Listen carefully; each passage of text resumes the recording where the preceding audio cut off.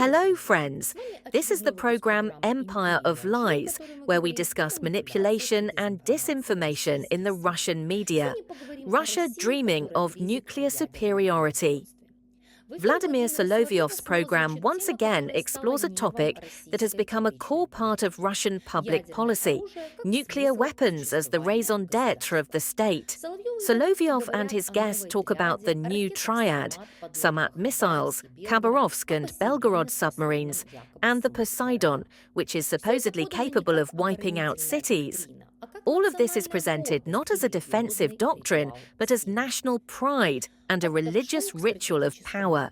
From talk show to strategic revelation.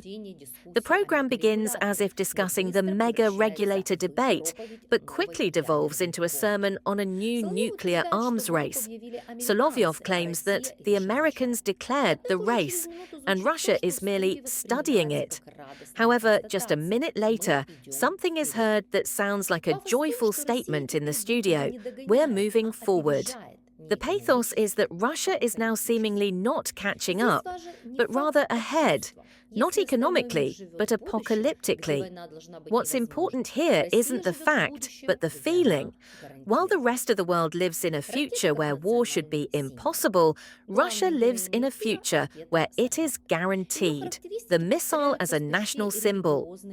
The main character of the broadcast is the Sarmat missile. Its characteristics are repeated with almost religious fervor. 10 700-kiloton warheads, a total of 7 megatons per platform, up to 50 missiles on duty.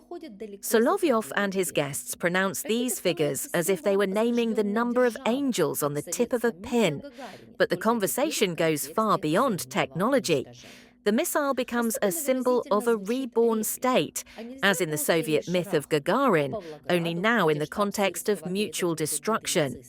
Particularly telling is the line, "Can't we just fire it?" at Pavlograd, where Syrsky's headquarters and that half-dead Nazi Zelensky are. This phrase isn't a random emotional outburst. This is the essence.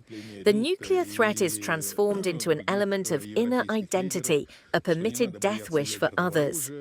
And the speeches of Rutte and other European leaders, that there's no need to fear nuclear weapons, that